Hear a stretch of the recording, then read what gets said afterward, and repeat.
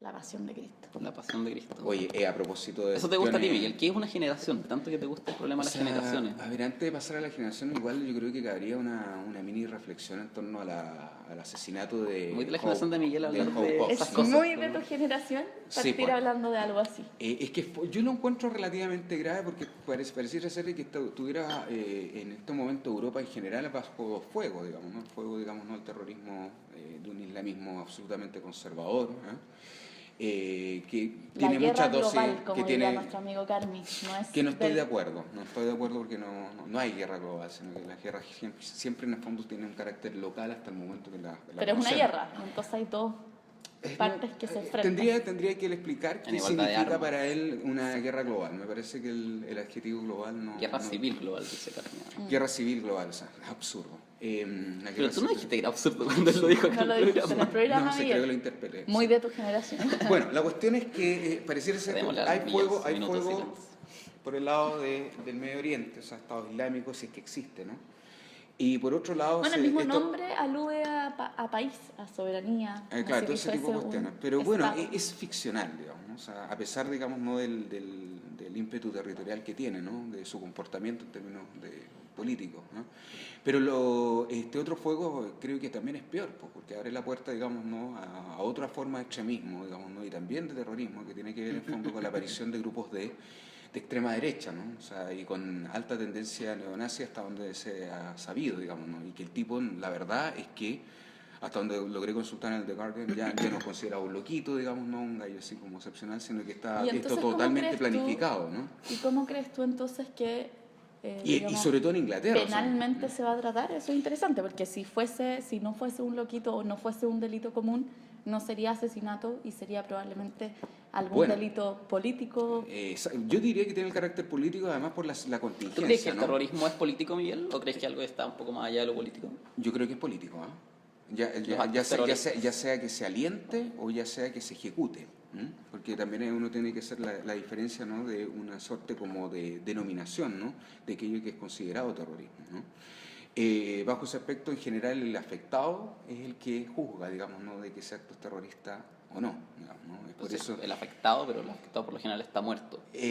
No, pues el afectado en el sentido, por decirlo así, estatal, digamos, ¿no? En términos del Estado que se ve afectado. No, pero yo digo que a veces hay un Estado o sea, no necesariamente un Estado tiene que ser el afectado. Por ejemplo, los mapuches podrían alegar que contra ellos está realizando un acto terrorista por parte del Estado chileno y no son un Estado. Hasta cierto punto yo diría que o la Iglesia Católica, ¿sí? En el caso de los anarquistas que realizaron un atentado terrorista, en el caso de ellos tampoco es un Estado. Claro, pero bueno, tienen Estado Vaticano, o sea, habría que ver cuál sí, pero el Vaticano está ni ahí con el Cristo que rompieron en la Alameda, por ejemplo. Bueno, evidentemente, porque en el fondo fue un acto así de totalmente torpe, o sea, demasiado torpe como va a poder ser indicado, digamos, no como terrorismo. Pero bueno, ¿tampoco un acto político? Entonces... yo diría que no, o sea, fue como medio loco, así, ¿no? ¿Y por qué ese no y el asesinato de una parlamentaria europea así, blanca y etcétera?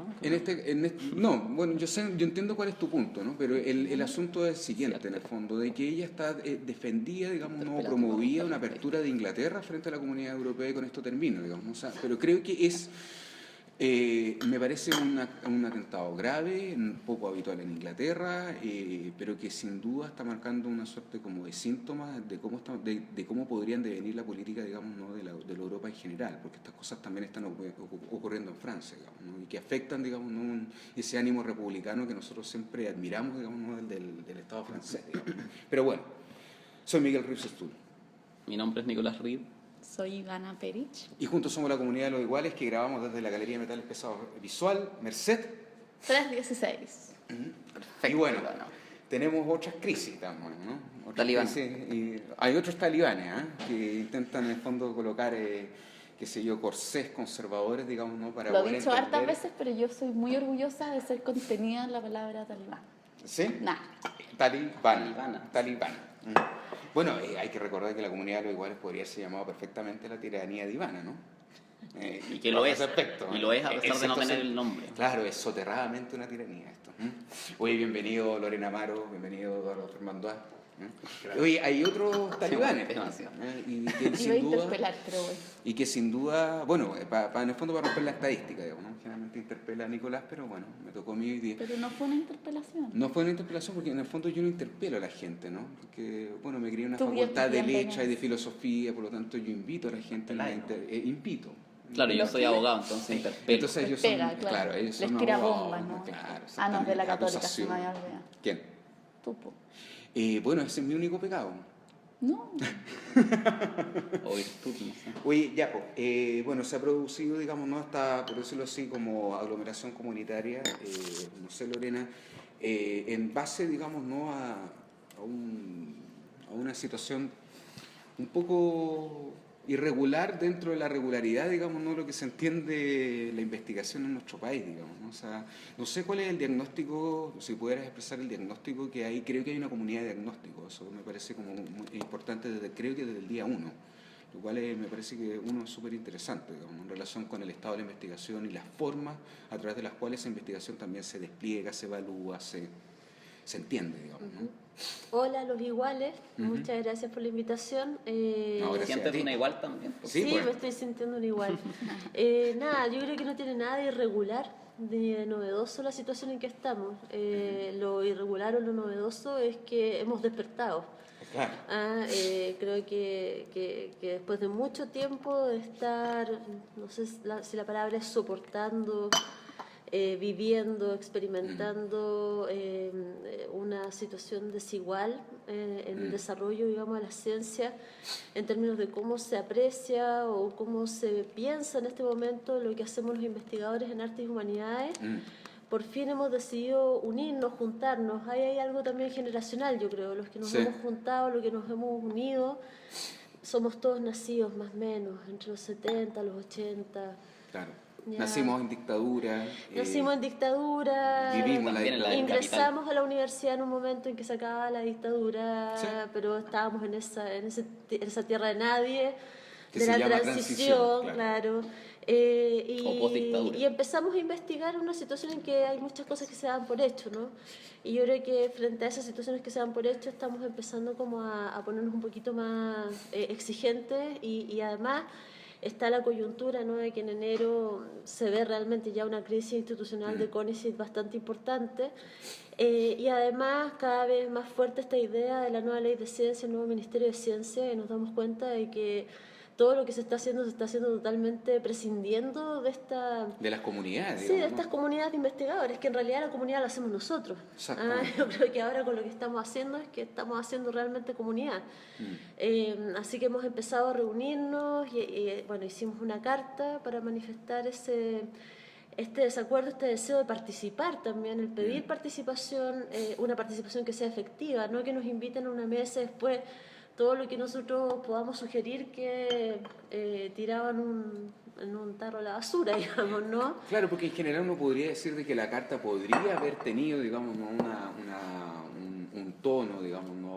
O el manejo de un determinado estilo, un poco así como lloriqueando, digamos, ¿no? Pero en realidad la carta es propositiva, es sensata. Queremos participación vinculante, queremos nosotros plantear propuestas, hemos constituido comisiones de trabajo para poder hacer documentos y aportar esa discusión en la que nos dieran haber invitado desde el primer momento. Exactamente. ¿Cuántas firmas llevamos? 650 y más. Y más, ¿cierto? Sí, cada vez más se une más Y el gente. grupo de investigadores en humanidades y artes, que es el que hemos formado, está en Facebook y se sigue sumando gente. Y tenemos también una base de datos en el correo de investigadores en artes y humanidades, que somos ya cerca de 150, 200 personas que están en esa base de datos y que están participando en las reuniones. De una manera mucho más activa. Sí. ¿Y el alegato fundamental cuál es para que lo escuchen? Eran varios alegatos. Mira, no queríamos focalizar todo en CONICET o en la nueva ley de ciencia porque nos parece que la institucionalidad que funciona en este país, científica y cultural, tiene muchísimos problemas estructurales. Entonces queríamos participar o plantear ideas para el diseño de una nueva estructura. ¿Que es un ministerio? ¿Ah? ¿Es un ministerio? Es que va a haber un ministerio de ciencia, pero por ejemplo a nosotros también nos incumben temas que tienen que ver con el FONDART, Consejo Nacional de la Cultura y las Artes, temas que nos incumben que tienen que ver con las acreditaciones de las universidades, el Consejo Nacional de Acreditación y sus criterios, temas que tienen que ver también con las políticas universitarias. Entonces, son varios flancos los que se querían abordar a partir de la carta. Claro. No queríamos restringirlo al problema de CONICET, pero si va a haber un nuevo Ministerio de Ciencia, lo ideal sería que ese nuevo Ministerio de Ciencia aborde las problemáticas de manera tal que se integren, ¿no? Porque en este momento está muy desagregada. Por un lado, por ejemplo, yo creo que el ejemplo más básico y más evidente del tema es el de los postdoctorados. En este país tenemos las becas Chile, cada vez tenemos más doctores y nos dicen que de aquí al próximo año va a haber un pic de gente que va a regresar y no va a tener posibilidad de ingresar a este sistema de los fondos. Y bueno, y si ingresan al sistema de los fondos con un fondo de postdoctorado, eso no garantiza que después van a tener un contrato de trabajo en universidades o en instituciones de investigación. Entonces, ¿qué es lo que pasa con esa gran cantidad de gente? Becas Chile se ve por un lado, los fondos de postdoctorado se ven por otro lado, y también están las mismas universidades que no tienen políticas para inclusión de los postdoc. Pese de que hay un programa de atracción de capital humano avanzado, digamos. Claro que sí, pero las universidades están en pañales respecto a eso. O sea, llega el postdoc a una facultad y la verdad las cosas que no saben qué hacer con él. O sea, muchos nos han dicho que se sienten fantasmas dentro de sus facultades, porque no están haciendo docencia. Los trámites, incluso hasta para sacar un carnet de biblioteca, son lentos. Y como que hay que preguntarle a 1000 personas, porque nadie sabe qué estatus tienen estas personas. Si como estudiantes, son investigadores. Lo pregunto para que conversemos respecto... solamente una nota al pie, como para en el fondo agregar más información, y discúlpame, el hecho de que en las bases, por decirlo así, iniciales del programa de postdoc, estaba contemplado de que la misma cantidad de años se queda en la institución, ¿verdad?, con un contrato, aquel que en el fondo les donaba institucionalmente su investigación personal postdoctoral. ¿Ese programa funcionaba para el CONICET? No, porque las universidades en el fondo no querían aceptar postdoctorado. No querían ese compromiso. Exactamente, no querían hacer el compromiso institucional a nivel contractual, y por ende, en el fondo se vio obligado al CONICET, para que funcionara, digamos, no ese programa de investigación, el de los postdoctorados, sacar, digamos, no de las bases ese requisito para las instituciones, lo cual en el fondo elevó evidentemente la tasa de postdoctorado, de investigaciones postdoctorales en el país, digamos. Es una cosa, pero si uno se pica es una locura. ¿Cómo lo ves tú, Fernando? Eduardo. Yo quería... Fernando, no el por el Fernando. No, todo el mundo me dice. Yo me quedé pegado con una cosa hace rato, pero que como para redondear la presentación que hace la Lorena del grupo, comunidad de diagnóstico. Yo diría que sí, no. O sea, a mí una cosa que yo valoro mucho en que haya surgido esto es que pasemos de a poco de una primera fase que ha tenido mucho que ver con denuncia, con diagnóstico y denuncia, a una segunda fase de acción. Sí. Pongámoslo en el caso del archi discutido tema del paper, o sea, el antipaperismo. Ya se han escrito muchos textos sobre eso. Se han escrito papers sobre lo nocivo que resulta escribir papers. Entonces aquí surge un problema de, o sea, una especie de autocontradicción performativa, ¿no? O una sospecha incluso de que le estemos haciendo el juego a aquellas prácticas que decimos, por otro lado, denunciar. Por otro lado, yo pienso que cuando uno formula críticas de este tipo, ¿no?, que son muy estructurales, muy de fondo a una institucionalidad científica, tiene que en algún momento también pasar a una etapa de propuestas, de formular, aunque sean esbozos de alternativas. Entonces, yo lo que valoro es que aunque sigamos haciendo diagnóstico, y las comisiones tienen mucho que ver con estudiar los temas, no venir, por ejemplo, en críticas al funcionamiento de fondos y todo, de CONICET en general, que pasa mucho con mitos que responden a faltas de información. Se habla de paper, por ejemplo, y a veces se olvida que, por ejemplo, en el grupo de filosofía ya el libro está con su debido puntaje, o digamos, las cosas han cambiado en los últimos años y hay que bueno, había que dar la pelea por el libro. Por supuesto, pero claro, bien. Entonces, pero digamos, una cosa que anima a este grupo no es criticar a CONICET, digamos, reconocer que el otro día en esa reunión ahí con el comité, Pablo decía, y algo que yo suscribo plenamente después de haber sido miembro de un grupo de estudio de filosofía, que en general ahí las cosas, es una institución harto seria. Lo que pasa es que uno puede decir eso y a la vez decir, y falta todavía mucho que hacer. O sea, digamos que lo digo esto porque hubo en el mismo tiempo en que nosotros surgíamos, un poquito antes, algunas críticas que yo creo que algo destempladas y también como carentes de información, ¿no? Entonces, disculpa, ¿esta fue la reunión con el Consejo? Nosotros tuvimos una reunión con el Consejo de Fondes. Sí, con Dona Alter y con los consejeros, Pablo Yersun, el consejero de Ciencias Sociales también. No con todo el Consejo completo. Claro, con dos consejeros que eran los más cercanos a nuestros temas. Y la presidenta del Consejo. Y un poco para discutir quizás la profundidad de las demandas, ¿ustedes conciben que su práctica académica es una práctica política? Y lo pregunto precisamente para anclar la pregunta que te hice a ti con el ministerio, porque mi impresión es que hay que justificar la necesidad de un ministerio también vinculándolo con cómo se autocomprende la actividad que uno realiza, porque si uno quiere un ministerio que proponga políticas, digamos, que afecten a la academia, luego tiene que hacerse esa pregunta, entonces, ¿qué hago yo?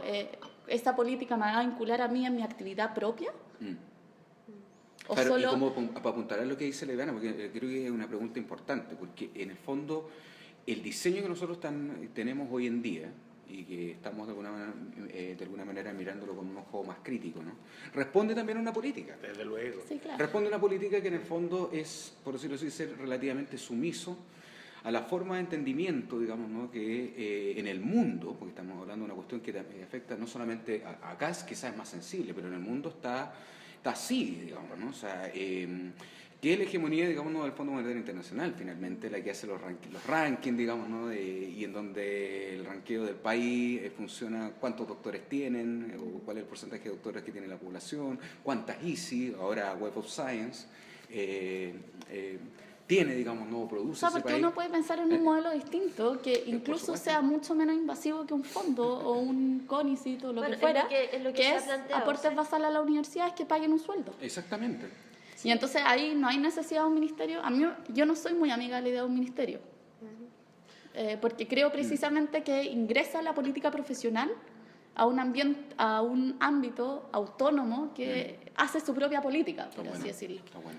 Entonces, por eso yo creo que hay que... Yo creo que esa crítica también se nota en lo que decía Eduardo, ¿no?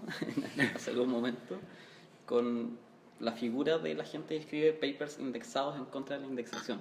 Yo lo encuentro, pero es una práctica tan inútil en cierto plano, ¿no? Porque en el fondo está mostrando, o sea, no está mostrando, está solamente diciendo que el sistema está malo, pero no lo está mostrando, es decir, no está realizando una práctica alternativa. Pero a mí tampoco me parece que sea una... O sea, para mí me parece que es una crítica análoga a esa gente que dice tú afirmas o reivindicas la educación pública y tienes a tu hijo en el colegio privado. Yo creo que es una crítica débil, porque lamentablemente ese sujeto vive o se gana las lucas por reescribir en revistas indexadas. Entonces, sí, pero realizar un paper, o sea, digamos, ganarse la vida criticando el sistema, yo creo que no pero tiene mucho sentido. quizá uno puede solamente normalizar la crítica No, anterior. pero uno puede decir, mira, o sea, mi crítica a tu sistema pasó incluso los criterios formales para ser sí, pero eso da cuenta que la crítica no es crítica. Una fase en la que no nos podemos quedar. Exactamente. Pero esa crítica al final no es crítica, porque pasó.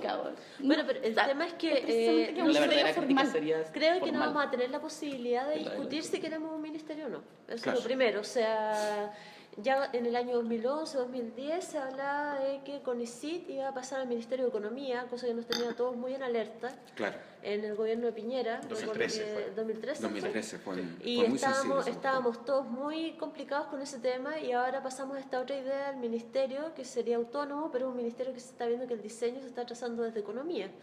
O sea, el documento que se entregó el año pasado, en julio de 2015, lo hicieron una comisión en que el que dirige esa comisión es un economista. Y el tema es que, claro, efectivamente nos gustaría que hubiese otras lógicas, ¿no? Y eso es algo que se ha discutido en el grupo y que todos yo creo que de alguna manera se plantean, ¿no? Porque estamos en un régimen de investigación que es altamente competitivo, en que no existe la carrera del investigador. Muchos han señalado ese punto, ¿no? En que una persona puede tener un fondecito hoy día, puede tener una investigación hoy, pero mañana puede que no tenga nada. Y en la medida que no tengas nada, también la lógica productiva de las universidades te lleva a hacer un montón de gestión o te ponen más docencia. Por eso que te digo que quizás la pregunta no es por cómo reestructurar el mismo sistema de donativo. O sea, no quisiéramos, yo creo que si se hace un nuevo diseño, el diseño actual es un diseño que tiene más de 40 años. Es un diseño que está pensado para otro momento. O sea, de hecho, la misma estructura disciplinaria. O sea, hay cuestiones que son políticas y también cuestiones que son epistemológicas. En este momento, por ejemplo, estamos alegando porque se vea el tema de la interdisciplina, porque se vea el tema de los deslizamientos disciplinarios, que es una realidad que tal vez no existía en los años 70 como está existiendo hoy día. O sea, hay mucha gente, por ejemplo, yo estoy en el ámbito de la literatura, que trabaja intermedialidades, ¿no? Y que trabajan discursos que vienen de la literatura, de las artes visuales, en fin, trabajan en diálogos, ¿no? Y esos proyectos, digamos, son un poco... Y cada vez más, ¿eh? Claro, y el problema es que caen en un lugar donde esos proyectos se ven como algo extraño en un momento en que no tienen nada extraño. O sea, Hay que recordar también de que esas platas, las que generaron la institucionalidad del CONICYT, son en el fondo el retiro o el traspaso de la partida de investigación, que era un financiamiento basal a la Universidad de Chile. O sea, estamos hablando de ese nivel de estructura, de forma de estructuración, digamos, ¿no? Y hay toda una cuestión que contribuye a un sistema que es muy perverso. O sea, el ICI tiene una lógica también económica, pues por el ICI le entra plata a las universidades. Hoy está ahí desactualizada, Web of Science. Sí, pues. Sí. Bueno, o como, lo quieran llamar, Sí. Pero el tema es ese, ¿no? Entra dinero a las universidades, o sea, hay toda una alimentación del sistema, ¿no? Que tiene que ver con una cuestión económica. Alrededor de 20 millones por paper. Exactamente. Bueno, dicen sí que la cifra es altísima, Sí, y que cuando las universidades te ofrecen 1 millón, 2 millones, te dicen no, por el primer paper, en realidad te están pagando muy por debajo de lo que ellos mismos reciben. Claro. Entonces... Y contra este discurso de la productividad, la utilidad, los humanistas o artistas defienden una cierta inutilidad, quizás improductividad. No, o sea, no Yo inutilidad. defiendo, sí, la utilidad, la inutilidad. La inutilidad, Me interesa, interesante pensar en una universidad de lo inútil, ¿no? Porque es una cuestión como Frente muy a este filosófica al tiempo, fin y al cabo, ¿no, Eduardo? Yo creo que sí, yo creo que es interesante, lo ligo de nuevo con lo del grupo, ¿verdad? Por ahí nos planteamos si no habría sido mejor estar con la ciencia social. Claro. Pero yo creo que ahí hay en torno al tema del ocio, de la vieja escuela. Claro, hay algo que nos une a los literatos, y es decir, sí, yo creo que definitivamente tendríamos, pero como dices tú, como mostrando prácticas diferentes y no solo hablando, ¿no? Esa distinción de Wittgenstein entre decir y mostrar, o claro, ambas cosas a la vez. Prácticas de investigación y prácticas universitarias en general que tuvieran que ver con eso, de ganar el tiempo perdiéndolo, como decía Ortega y Gasset, del ocio, de la contemplación. Yo tengo problemas incluso nosotros tenemos problemas con la palabra ciencia, ¿no? El ministerio, la ley, o el mismo CONICYT y Fondesit, nosotros no estamos en el nombre. ¿Fundamental o no? Lo planteamos, de hecho podría ser un ministerio del conocimiento, ¿no? Claro. O sea, Del saber. O no sé, bueno, podríamos Para hablar de pegarle una otras patadita a la cosas. economía. Somos investigadores, pero por ejemplo para el área de la literatura, la idea de ciencia de la literatura tuvo sentido en los años 60, pero hoy día pensar una ciencia de la literatura es algo que ya no... Incluso sabiendo de que esa es una pelea que no se puede dar, pero yo tengo problemas con la palabra investigación como filósofo, porque esa palabra ha desplazado otras palabras que son muy caras a una persona que se dedica a esto, como la palabra reflexión, o indagación, como la palabra meditación, eso ya, no, qué vergüenza. Entonces, y con todas estas palabras van también unidos... o indagación, ¿eh? Indagación, exacto. No, la vieja inquietud. Pero bueno, ya en la investigación ahí nos reunimos, cada uno hará su... Eso ya está asociado a la productividad de inmediato, además. Pero claro, es que esto de producir conocimiento yo no entiendo. Yo no soy de la generación que hablaban ustedes, para retomar ese punto, y reivindico mi año de nacimiento, 1963, no tengo nada que ver con los 70, ni menos con los 80, y en mi tiempo no se decía producción de conocimiento, eso nació después, se decía conocer. O yo creo que hoy día hablaba con... Claro, conocer ahora es muy inmediato, es muy directo. Conocer. Pero se puede decir crear conocimiento, no sé, pero ya producir conocimiento. Te ponen una lógica y yo una economía política. Todo está transido de política, ciertamente. O sea, obvio que esto, cuando tú nos preguntabas, ¿hay un planteamiento político? Claro que es un planteamiento político. Sí, no hay nada neutral. Nuestra crítica a conceptos como capital humano y toda esa locura. Generar capital humano, claro, formar capital humano. Claro, siempre generar, formar, producir, crear. Claro. Impacto también. Bueno, el impacto de las revistas, la citación, en fin, todo tiene que ser cuantificable. Chicos, y eso que todavía no ha entrado el famoso índice H, que ese es una... ¿no lo conocen? Bueno, en cualquier momento entra. O sea, el índice H lo inventó un psicólogo, lo inventó un psicólogo que es una suerte como de algoritmo que dependiendo del número de... El índice H. Sí. Claro, es una bombita, otra bombita H, digamos, no al sistema clásico, digamos, no como nosotros lo entendíamos en la academia, ¿no? Y por eso yo creo que nos dedicamos cada uno de nosotros a eso, dicho sea de paso. El índice H tiene que ver en el fondo con el diseño de un algoritmo que tú le metes los datos que tiene que ver en el fondo con el nivel de citaciones, pero también proporcionado a la cantidad de paper que tú tienes, que no necesariamente es lo mismo, digamos, ¿no? Te da un numerito, digamos, ¿no? del 1, otra vez, un numerito, creo que es del 1 al 3 o del 1 al 5, pero no, bueno, eso es muy fácil de encontrar. Y que te cataloga, te jerarquiza y anticipa si tú vas a hacer un premio Nobel o no. ¡Wow! Es un método predictivo. Es un método predictivo, digamos, casi como de la Yolanda Sultana, si tu trabajo en el fondo va a ser un premio Nobel o no. O sea, a ese nivel estamos hablando. Es una locura. Se está creando también un nuevo tipo de académico en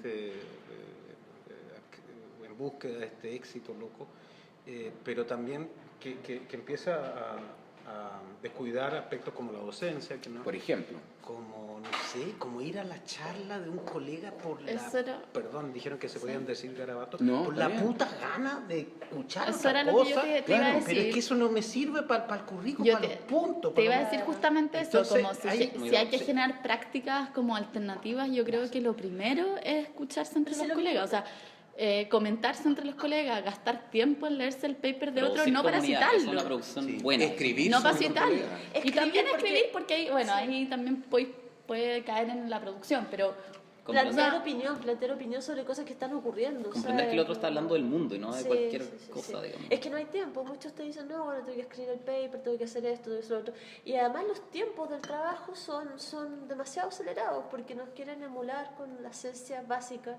Que algunas de ellas trabajan con los tiempos del laboratorio, que sacan el paper con los resultados, y nosotros nuestros resultados tal vez no son 2 años los que necesitamos elaborarlos, el libro tiene todavía el y por eso insisto que quizás algo. La lógica tenga que ir por otra vía.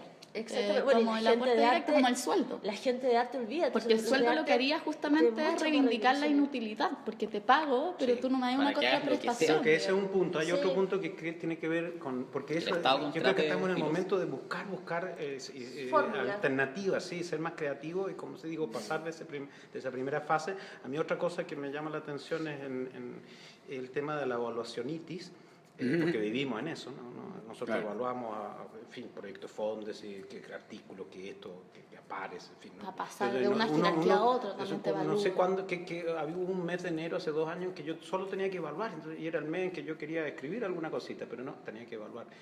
Se evalúan evaluaciones. Evaluar investigación, evaluar artículos, evaluar a los pares. Y evaluar las evaluaciones también, que se hacen fondos. Y está bien hasta cierto punto, pero también está claro de que eso... Mi idea es que esto en algún momento, yo no sé qué piensan ustedes, pero el reclamo es tan generalizado, porque como decías tú, esta cuestión es a lo largo y ancho del planeta, esto no, es increíble. O sea, el antipaperismo, por ejemplo, usted lo ve en todas partes, México, Colombia, los alemanes. Entonces, eso, buscar alternativas. Y una cosa que me llamaba la atención, veía hace un tiempo en Inglaterra, una universidad que pasó de evaluar sus académicos, tal como nosotros en la Católica, que nos evalúan cada 2 años como académicos, docencia, investigación y otras cosas, pero sobre todo esas dos. Las autoridades. Comisión de pares. Algunos de la misma unidad, en el caso mío 2 de filosofía y 3 de afuera. Y esa cuestión, ahí pueden echar a alguien. En la Chile es lo mismo, solo que a nadie lo echa. Pero el punto... En la Católica antes era un poco así y la política es que esa evaluación sí tenga consecuencias. Lo que me parece bien, pero estos ingleses lo que hicieron es pasar de una evaluación bianual a evaluar a sus académicos cada 5 o 6 años. Y eso poniendo un concepto nuevo ahí en la discusión, que es la confianza. O sea, un tipo que se doctoró, que ahora toda esta cosa del postdoctoral, ya queda demostrado que le gusta, que algo le gusta y que algo lo hace bien. Entonces a ese tipo déjalo ya. Y si eso significa evaluar menos, que un par de ovejas negras estén en sus cómodos poltrones de profesor, es mucho mejor a que tener esta locura de la evaluación ITI. Entonces, esa es otra que me parece que complementa lo que decís tú del sueldo, el tema de la confianza. Se pierde también totalmente el sentido, porque muchas veces de esas evaluaciones salen recomendaciones como, no sé, internacionalice su carrera. Por ejemplo, continúe con la investigación, tenga más publicaciones, pero como es cada 2 años, y por eso, ¿cómo lo hace? Yo incluso creo aún más para reforzar eso que tú dices, Eduardo, creo que en las universidades deberían entrar todos por concurso. Y entonces ese es un filtro. Bueno, por supuesto. Pero concurso público de oposición. Eso no es tan obvio. No es tan obvio, porque le llaman concurso a la entrevista y eso no es un concurso. Pero hay también concursos de verdad. Claro, y ahí es el primer filtro y eso te da la confianza. O sea, pasaste ese filtro. Cada vez por el mismo tema de la acreditación, en las universidades están haciendo más concursos. Ahora si son concursos reales o no lo son, o sea, ahí cada institución. Pero hay más concursos. Yo creo que de hace 10 años hasta fecha, yo creo que se está operando mucho más por concursos, los concursos son reales. El problema es que los concursos no dan abasto, porque está llegando mucha más gente de la que pueden absorber las universidades en este momento. Y por eso yo creo que el alegato no es más plata para las becas, no es más plata, ejemplo, o sea, tiene que más ser trabajo. Los alemanes, por ejemplo, la beca Humboldt, es bastante difícil ganársela, pero una vez que después no te piden nada, no te piden ni un control, ni un informe, ni un artículo. Te dan plata, mucho tiempo, mucha, y es el mismo principio, o sea, que sea difícil entrar, pero una vez que entraste... Es que sobre eso, ¿sabes qué? A ver, no tiene secretaria, las mejores no tienen secretaria. Se hicieron unos talleres sobre problemas y soluciones para el tema de las ciencias que organizó la Universidad de Santo Tomás y que se hizo a lo largo de todo el país en varias sedes. Estuvo bien, llegaron como 80 personas, había gente de ciencia con contrato, había gente de la NIP, ¿no? Que también contaron sus dramas, ¿no? En la Asociación Nacional de Investigadores de Posgrado. Y ahí era bien interesante esa conversación, porque lo que se planteaba sobre el tema de las becas es que actualmente las becas Chile, te piden una retribución, ¿no? Tú tienes que volver al país para retribuir. Y esa lógica es la lógica de un préstamo. Exactamente. No es la lógica, o sea, no es una beca que te la den y tú, después ves qué haces con eso, ¿no? En el fondo no es una beca. No es una beca, es un préstamo que tú tienes que volver a devolver, y ese es uno de los grandes problemas que estamos teniendo en ese momento, porque también, si se inventara algún mecanismo para retribuir desde fuera, que podría haber mucho en este momento, siempre nos quejamos de que no hay gente que evalúe proyectos, ¿no? Siempre se habla de establecer redes de ¿cómo se llama?, de investigación con países de fuera, la idea de que puedan salir tesistas a trabajar en otras universidades. O sea, uno podría plantear muchas ideas que tienen mucho más que ver con esa situación que también podría discutir uno de globalización, ¿no? Pero no tendrían cómo ellos fiscalizar y cobrar lo que te prestan, ¿no? Y eso también hay que cambiarlo, esa mentalidad, porque en este momento, así como está, no está funcionando. La gente vuelve muchas veces para nada. Y vienen de lugares donde sí tienen trabajo, donde sí tienen reconocimiento, tienen espacios donde desarrollar la investigación que están haciendo, y vuelven acá absolutamente a nada. A un páramo. A devolverse. A devolver, y en una exigencia en que realmente muchas veces no tienes cómo devolver. Entonces, esa concepción de beca no es una beca. Por mucho, digamos, que tú dices que hay fondos públicos, ¿no? Que el país está invirtiendo en la formación de alguien, ¿no? Pero habría que pensarla, darle una vuelta a cómo esa persona cómo se retribuye. Yo creo que la retribución no puede eliminarse, porque no puede ser, o sea, creo yo creo que la retribución es un principio a considerar. Es que en este momento hay ideas, o sea, como hay tal desesperación en esa reunión, hubo gente que planteó que tal vez la solución era disminuir la cantidad de becas. No demos tantas becas. Pero tú dices, bueno, si ya varias generaciones tuvieron la posibilidad de salir y formarse fuera con esas becas, ¿cómo van ahora a disminuir la cantidad de becas? Incluso invocando criterios que pueden ser muy justos de cuáles son las becas que se necesitan, ojo, en fin. Y en esto para linkearlo con la discusión sobre educación, también hay una especie de fetiche por la universidad, ¿verdad? O sea, esa cuestión que todo el mundo tiene que entrar a la universidad. Bueno, es que eso... Pero es que no hay centros de investigación, y lo que nos decían, porque nosotros pensamos que nuestra situación era desesperada, pero conversando con gente de ciencia, es peor. La empresa privada tampoco no invierte en investigación. Los fondos que se han creado, los concursos que se han creado para eso, lo que han visto después es que esa gente finalmente, una vez que se acaban los fondos, no son contratados por las empresas.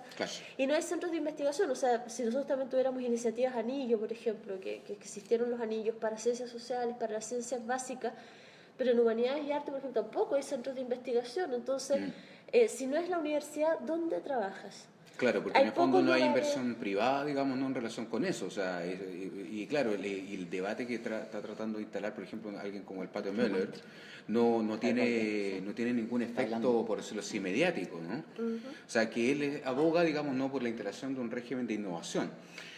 Porque al final y al cabo, cuando estamos hablando de investigación, estamos hablando de cómo entendemos un plan de desarrollo a nivel país. Porque sin lugar a dudas, disculpen que lo interrumpa. Es que está mandándole perdón. A lo mejor no es tan, te estoy escuchando. Quizás no es pertinente hablar del plan de desarrollo de un país. Te estoy escuchando. Bueno, financiación es distinta también. No, sí, lo que pasa es que se escucha igual. Sí, pues como... Bueno, y la edad te da algo de prudencia. Y bueno, lo que ocurre ahí es que cuando tú piensas un plan de desarrollo del país, y sin duda esto lo que nosotros estamos viviendo, y se está haciendo evidente, responde también a un plan de desarrollo del país. Sin lugar a dudas. De una economía, qué sé yo, que se conecta con los procesos de globalización del capital, etcétera, etcétera, que es lo único que está globalizado. Digamos, pero no creo, porque bajo ese criterio no les serviría tener gallos que no pueden volver a producir. Es que para allá iba, Ivana, y para allá iba, porque en el caso, por ejemplo, brasileño, que yo creo que eso es lo que estaban pensando en ese momento en el gobierno de Ricardo Lagos, con Guitar y la Pilar Armané, digamos, ¿no? En ese momento el Ministerio de Educación, estaban pensando, digamos, ¿no? en el plan brasileño. ¿Cuál es la diferencia con Brasil? Bueno, ellos también mandaron mucha gente afuera, en determinado momento, entre los 80 y los 90, pero crearon muchas universidades. Justamente porque, claro, era la única manera, en el fondo, de, por decirlo así, aumentar la población, digamos, ¿no? De académicos e investigadores, digamos, ¿no? La única manera era crear muchas más instituciones. Bueno, las universidades brasileñas son enormes, la Universidad de Sao Paulo. Exactamente, a eso me refiero. De departamento. A eso me refiero. Lo que pasa es que, claro, acá se hizo la mitad, por decirlo así, ¿no? Se creó, digamos, ¿no? La capacidad, digamos, ¿no? Con las becas Chile, sobre todo, ¿no? De crear nuevos investigadores en universidades extranjeras, ojalá prestigiosas, etcétera, etcétera, etcétera. Pero que, claro, no hay una inversión del retorno, digamos, ¿no? Ni por parte del Estado, ni por parte del mundo privado. Y de eso no se hace nadie cargo. Y nadie se hace cargo. Bueno, desde mi experiencia, y con esto termino, que tuve en reuniones en la Dirección de Educación Superior del Ministerio, la verdad es que el criterio de ellos es uno. Bueno, que compitan. Sí. ¿Y quién tiene más publicaciones? Y si al fin y al cabo va a decidir en el fondo si te contrato o no te contrato. Pero nosotros queremos colaborar, quiero tener una lógica más colaborativa. Si de hecho nos hemos unido como grupo y nos hemos encontrado y hemos podido dialogar, es porque también tenemos otra propuesta, otra forma de pensar el tema de nuestro trabajo. Nos damos cuenta de esa situación, de que nos echan a competir, ¿no? Y algunos ganan, otros pierden, y el problema es que los que pierden van perdiendo sistemáticamente y van quedando excluidos de cualquier posibilidad de desarrollar una carrera en un ámbito que ellos legítimamente quieren no acceder. Claro, o sea, no nos extrañemos que el día de mañana nos subamos un taxi y el tipo sea un doctor en biología, digamos, no biología molecular. O sea, y es algo que es transversal, no solamente nos pasa a nosotros. Ahora, en términos de un plan de desarrollo, como tú decías, a nosotros lo que nos indigna también es que al ver un informe como el que se hizo el año pasado, en ese plan de desarrollo nosotros ocupemos una nota a pie de página. El único momento que se habla de la humanidad y las artes es para contenernos en una definición de ciencia que se remite a un link a otra página, digamos, y dicen que estamos contenidos en esta idea de ciencia, y eso es todo lo que se dice sobre nuestras áreas. Y en el discurso de la Bachelet anunciando la creación del ministerio, no en una nota a pie de página, sino que en un paréntesis. Claro. Pero es impresionante. Eso somos un paréntesis, una nota a pie de página. Innovación, y algo así como nota al margen. Nota al margen, es que nadie tiene una idea de cómo debería desarrollarse ese ámbito, ni a nadie le importa. ¿Por qué? Porque nosotros hacemos pensamiento crítico.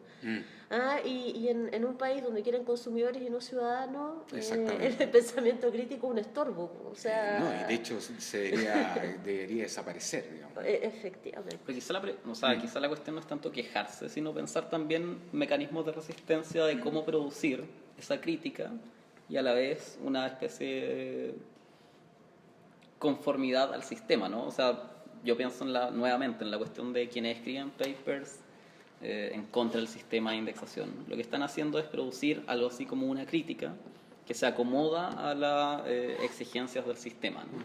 Y por eso, claro, como decía Ivana, la crítica pasa mete el gol, digamos. Pero el hecho de que ese gol sea metido, por decirlo así, da cuenta que esa crítica no es tan dura, ¿no? Entonces, valdría la pena pensar cómo producir una especie de crítica que no sea subsumida por el sistema, ¿no? Sí. Y la pregunta es, o sea, yo pregunto, como esta comisión de ustedes, ¿se está preguntando eso o más bien está pensando quién nombre por el ministerio? Estamos preguntando muchas cosas como estrategias, ¿no? Pero, como estrategias. ¿Cuáles son las estrategias para hacer visible el problema? Respecto de eso, yo doy una respuesta a título personal nada más. Yo alguna vez hablando sobre estas cosas, no sé, de filosofía en un grupo, y un cabro me dijo, ya, pero usted puede darse el lujo de decir estas cosas porque usted está en una situación muy laboral. Pero nosotros que estamos pensando en el doctorado, no. Y ese yo creo que es un punto súper cierto. Entonces yo creo que, hablando de generaciones, yo creo que... Pero además quizá tu situación tampoco es tan estable, así que también puede hacer, no sé... Pero relativamente... O sea, la de nadie es estable, en términos yo, por ejemplo, pienso, o sea, si sigue la cosa así, yo no presento más fondos. ¿Por qué? Si no, yo quiero escribir ensayos. Yo quiero buscar otros registros. Ayer leía, a propósito del paperismo, un mexicano, porque esto está en todas partes. Es decir, la carta filosófica, el diálogo filosófico, el aforismo, una cantidad de registros literarios, de género literario que la filosofía tradicionalmente ha cultivado. Y es que es una locura, imagínense que estamos con una cosa tan rica como la filosofía combinado a escribir una cosa que empieza como empieza siempre. En este artículo voy a probar tres afirmaciones. Uno. Y esas son las tres partes también. Carlos Peña se siente feliz con eso, a propósito. Entonces no puede ser que no podamos escribir otras cosas que se pueden escribir Entonces, bueno, si eso significa no postular más a fondo, yo lo puedo hacer porque tengo un buen sueldo. Entonces yo creo que hay por lo menos, una parte muy chica de respuesta a tu pregunta, pero yo ahí diría, hazte cargo, y no sé, o sea, empezar a desligarse. Que también es una pregunta generacional. No creo que me vayan a echar por un par de easy menos, no voy a escribir tantos easy, no me interesa. Y si no valoran mi ensayito, no sé qué va a pasar, pero por lo menos yo no estoy en la situación de alguien que está empezando a validarse académicamente, que lo que decías tú, que el gallo tenía que escribir el antipaperismo en un paper, porque tenía que, claro, pero yo no, entonces es una cosa que yo pensé a propósito de la intervención de un cabro inteligente, que me dijo, ya, usted puede hacer esta crítica. En todo caso, los que tenemos, o sea, hay quienes, yo creo que es una situación de privilegio tener trabajo. O sea, en nuestras áreas, el hecho de estar contratado en una universidad, creo que ya a estas alturas realmente es una situación privilegiada, porque tenemos la situación también de los profesores taxi. ¿Qué investigación va a poder hacer un profesor? Una vez me comentaba uno que da 11 cursos semestrales, 11 cursos al semestre. Yo decía, sale a una sala de clases para entrar a otra sala. Y también trataba de escribir y trataba de pensar, ¿no? Entonces, ¿cómo enfrentas eso? O sea, realmente son situaciones de privilegio la de quien puede definir si postula o no postula. Hay muchos que no les queda otra que postular a los fondos de iniciación, porque tienen horas en una universidad y también en la medida que tienen un fondo, si tienen algún tipo de patrocinio o respaldo a lo que hacen, una oficina, la situación es bastante, yo creo, uno va a sonar apocalíptico, ¿no? Pero es una situación bien desesperada, o sea, no... Sí.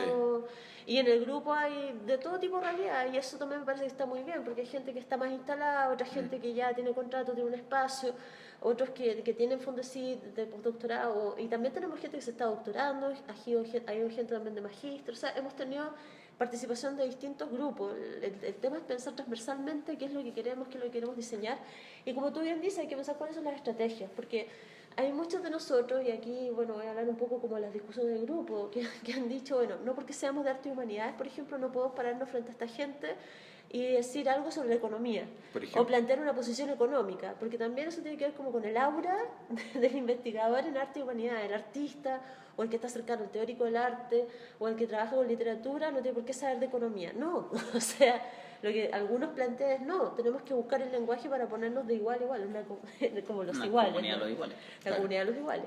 Entonces, esa sería una forma. Otra, ¿no?, es como proponer lógicas totalmente distintas, ¿no?, y plantearnos desde otro lugar, ¿no? O sea, creo que estamos recién partiendo. Empezamos en enero a agruparnos, en marzo tuvimos la primera reunión y yo creo que hacen las comisiones de trabajo, que tenemos una comisión que está trabajando los distintos criterios de evaluación que se aplican en nuestras áreas, otra que está trabajando esta famosa formación del Ministerio de Ciencia, otra que está pensando específicamente en la problemática del arte, la investigación en arte, que además hay que explicar la investigación en arte. Bueno, yo estoy hay gente que no sabe lo que es la investigación en arte. O te dicen, mucha gente, yo en Twitter he colocado esto en nuestro grupo, y hay gente que nos dice, bueno, pero ustedes deben estar mejor en el Consejo Nacional de la Cultura y las Artes. O sea, ustedes deben ser financiados por ahí. Y no saben que la institucionalidad que tiene que ver con la cultura en este país está todavía más colapsada. O sea, realmente tú, como bien decías tú, Eduardo, se critica mucho el Fondesit, o ha habido muchas cartas sobre su funcionamiento de grupo de estudio, en fin. Pero si uno se mete a escarbar un poquito en cómo está funcionando la distribución de los fondos en investigación que da el Fondart, es pavoroso. O sea, se evalúan los proyectos en 3 horas o en un hotel encerrado 2 días y te entregan 2 líneas de evaluación en que descalifican o aprueban tu proyecto, pero sin ninguna reflexión, sin sopesar, no, nada. Entonces también no nos conviene, y eso es algo que yo creo que muchos hemos planteado, no nos conviene quedar fuera del Ministerio de Ciencia. Lo que sí es claro a nivel mundial, y ese es un dato que quizás no es tan súper público, pero ya está puesto en la reflexión internacional a nivel de lo que podría llegar a ser la universidad en este siglo, ¿no? Es que se le ha dado demasiada hegemonía a los economistas en puestos clave dentro de las universidades, y esto a nivel mundial, Así que... Bueno, y aquí ahora con esto de la comisión, o sea, si tenemos que avisorar lo que va a hacer la Ley de Ciencia o el Ministerio de Ciencia a partir de lo que se ha publicado, la comisión presidencial que estableció el primer documento está dirigida por un economista. Y no hay absolutamente, o sea, el único creo que está es Pedro Milos, que es historiador, y hay alguna gente de las ciencias sociales, educación, psicología, pero de literatura no hay nadie, de arte tampoco, o sea, no. Y eso es muy preocupante, o sea, están muy preocupados de la innovación tecnológica, de definir áreas de desarrollo que tienen que ver con ámbitos productivos y económicos. Sí. Esa es la verdad que tenemos que enfrentar, ¿no? Y que queremos de alguna manera torcer. No queremos ser hermanos pobres del asunto. Sabiendo que no, tampoco vamos a... Claro, y sabiendo que la situación de todos está precarizada, porque no es solo nuestra situación, sino que también en los encuentros con otros investigadores de otras áreas, nos damos cuenta que el trabajo de todos se ha ido precarizando. O sea, las leyes que funcionan actualmente, la institucionalidad que funciona actualmente estaba pensada para un grupo reducido de investigadores. ¿Y los investigadores en economía tendrán problemas, no? Por ejemplo. Yo no lo sé. ¿Tan perfectos? ¿Son ideales? O sea, son millonarios todos. Es que es el ideal. No, yo creo que sí, Miguel. Yo creo que igual hay problemas. Por eso lo digo como... Yo diría que en las escuelas de economía son las que se sienten más cómodas hoy en día con este sistema. Porque, claro, en el fondo además se van rotando, ¿te fijas o no? No son papers personales, sino que a veces son grupales, entonces a todos les vale uno más. Cambian una variante de la variable y ese otro. Los psicólogos son iguales, más o menos. Dependiendo, yo creo que la línea de la psicología, sobre todo la psicología laboral, yo te diría que es la que más... Es que depende, Miguel, porque yo creo que, o sea, quizás estés pensando en un economista como un perfil no tan académico. ¿Cómo eso? Sí, no te caché. No te caché eso. O sea, yo creo que el economista que se dedica 24/7 a la universidad, ajá, que son me parece que no existe. Primero. No, por supuesto que y entonces por eso no tienen ese problema, porque no viven de la universidad. Entonces no van a organizarse ni a Claro, y entonces yo creo que alguien que quisiese dedicarse a la universidad 24/7 tendría el mismo problema. Sin embargo, todas las... Y los humanistas son por lo general los que lo hacen. Claro, sin embargo, es sabido... Los médicos también tienen otras posibles salidas, o sea, yo creo que hay carreras que no están en la misma Por eso te digo, pero eso también están precarizados. O sea, alguien que no tiene posibilidad y entonces se trata de acomodar, como en la profesión, al abogado, al médico, al ingeniero. Es precario, o sea. Sí, bueno, nosotros no podemos hablar por los economistas, en realidad. No, claro. Sí, pero yo creo que hay que sacarse de la cabeza también estas disputas un poco, claro, como gremiales, por así decirlo. Lo que en rigor ocurre, y eso bueno, yo creo somos que... los más pobres de la cosa, yo creo que es una cosa de la actividad. Hay que preguntar sobre la actividad. A ver, hay un tema que es concreto. Por ejemplo, con la reunión, en la reunión con Dora Alvis, por ejemplo, nos decía, de los proyectos presentados a Fondesit, en cada uno de los grupos, o sea, cada una de las disciplinas, dijo ella, y esto está en el informe que ellos mismos hicieron, recibe un 28% de los fondos solicitados, o sea, es la tasa de aprobación. 28% en todas las disciplinas, por parejo.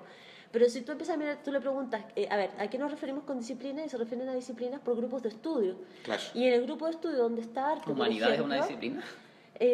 no está en un solo grupo de estudio, está en distintos grupos de estudio. Hay un grupo de estudio de filosofía, hay un grupo de No, estudio pero ponte tú en lingüística. derecho versus otras carreras también está precarizado Sí, porque, pero por déjame ejemplo, terminar la idea. En el grupo de estudio donde está arte, están arquitectura, geografía, diseño.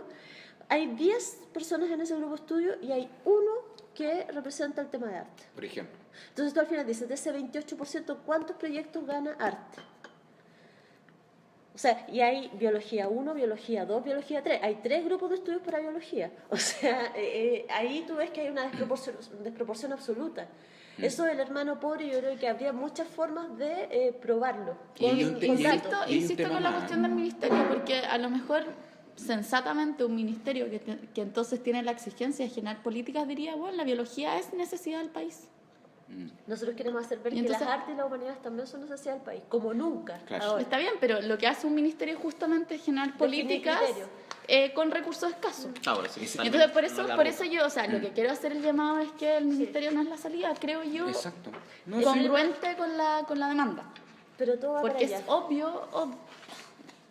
Sí, pero entonces la disputa no puede. Es que interesante tu punto, pero se hace evidente en otro sentido. Por ejemplo, coloquemos la variable remuneraciones. Es bien cierto de que en el fondo un académico de humanidades no tiene el mismo sueldo, independiente de la institución, pero en la Chile ocurre, de que para efectos en el fondo de poder convocar a un académico, por ejemplo en la Facultad de Derecho o bien a la Facultad de Economía y Negocios, no le pueden pagar lo mismo que un tipo que está contratado a la Facultad de Filosofía y Humanidades. ¿Por qué? Porque el otro, el académico, para dedicarse 24/7, en el fondo, tienes que en el fondo premiarlo de alguna manera, para que se miden con el costo-oportunidad, o sea, el gallo que es abogado, que puede ser abogado, va a ganar un X. Exacto. Y entonces le tenéis que pagar algo para que no se vaya a la para que deje de ser abogado, por ejemplo. Y ese es como lo que hemos hecho nosotros en Derecho, digamos. Pero si te fijas, lo que se está haciendo ahí es instalar la lógica de mercado al fin y al cabo. Porque es un actor, es un actor, claro que sí. La Universidad de Chile, la Facultad de Derecho en pero porque tenía el 7% aporte basal. Exactamente, sí, eso es. Y ese es el tema final. Y además tenía un arancel que está bien, no es identificado con el arancel real, pero está más cercano que en la universidad. Tú estás dentro privada, de las moderadas, porque los optimistas dicen que el 8%, los pesimistas dicen que el 6%, tú dijiste el 7%, eres de las moderadas. Pero bueno, sea 6, 7 u 8, es un desastre. Un desastre, yo por lo menos para Chile. Volviendo a algo que se decía recién, y tú decías, sí, pero que nosotros queremos pensar de otro modo, eso me interesó. Yo quiero citar a un señor Acevedo, al que no conozco, que le hizo una Acevedo hay mucho en Chile. Por eso lo puedo citar así, ¿no? Juan Pérez. Dice, ciencia y tecnología son fundamentalmente distintas de arte y humanidades. A quien no entienda eso, le sugiero curar un cáncer a punta de sonetos o hacer volar un avión por la fuerza de la música. En el mundo actual, la base del desarrollo económico es la ciencia y la tecnología. Está buenísimo. Como Chile necesita, es que es genial, miren, lo dice, como Chile necesita desarrollarse aún más, esas son las áreas que el gobierno quiere estimular. Mezclar las cosas es jugar con palabras y pérdida de potencia para una prioridad nacional. Más arte y humanidades, Ministerio de Educación. El señor Acevedo la tiene clara y eso es como piensa todo el mundo, que el arte y humanidad es una especie de lujo una vez que lleguemos a un nivel de desarrollo que no sé cómo se lo imagina exactamente, pero ¿no? Y mientras no, ciencia y tecnología. Bueno, eso uno lo quisiera combatir a nivel de la creación de un ministerio o al nivel de desarrollo de políticas de investigación y de modelos de universidad en general, no puede ser. Y esa es una pelea que bueno, es muy bueno tu punto, si darla con la retórica del pariente pobre quizás no sea la mejor. No, para nada. Pero que hay claro ahí una pelea y que yo decía adelante, y esto, o sea, también yo con un mínimo de espíritu realista, yo sé que yo que soy el más viejo no voy a ver un mundo... No, yo me pregunto cómo irá a terminar esto, si va a ser por una especie de explosión, en algún momento esta queja generalizada, ¿sí? En todas partes, en los países gringos también. Sí. digamos, o este modelo actual va en algún momento morir por no sé, como se va a apagar como muerte natural, o va a haber una explosión, no lo sé. Pero yo sé que, o sea, quiero pensar. Yo recomiendo ver el caso de la educación. O sea, para mí, esto que ustedes están viviendo es exactamente lo que estamos viviendo a nivel de educación. A los cabros no se les convoca a las mesas. O sea, han padecido todo lo que han padecido ustedes. Claro, va un poco más adelante. Sí, claro, y trataron como de vestirlo con parecía que había participación. Esta participación mapuche, por el OIT, fue muy chistoso, pero yo sugiero mirar qué va a pasar con la educación primero, porque yo creo que ustedes siguen la misma ruta. Quizás están como 2 años más atrasados, por así decirlo, el boom del 2011. 10.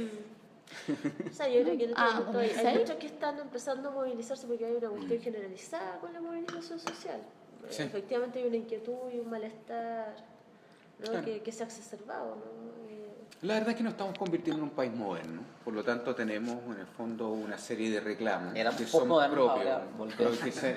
A la modernidad. O sea, nunca fuimos posmodernos, ¿eh? Hay que decirlo. O sea, primero hay que ser moderno para ser posmoderno. Todas íbamos a ser posmodernas. Eso. Y así vamos cerrando porque ya no están echando acá. Es uno de los programas más largos que hemos hecho, por lo interesante, me imagino que fue la conversación. No, sin duda. Eso lo define el espectador, no nosotros. Exactamente. Por eso hay que actuar en prudencia. Agradecemos nuevamente a Lorena y a Eduardo, no me equivoco. No sin arte y humanidades. No sin arte igual. Un saludo final. Yo creo que hay que promover un ministerio de la comunidad de los iguales. Bueno, claro. Nosotros nos llamamos los iguales, nos llamamos los comunes, para diferenciarnos de los otros. Exactamente. De derecha. Yo diría al tiro quién sería la ministra. Si decís la, es claramente... Listo. Yo, pues, weón, obvio. Maestro. Así que... Bueno, esto fue y será, esperemos nunca un ministerio, la comunidad de los iguales.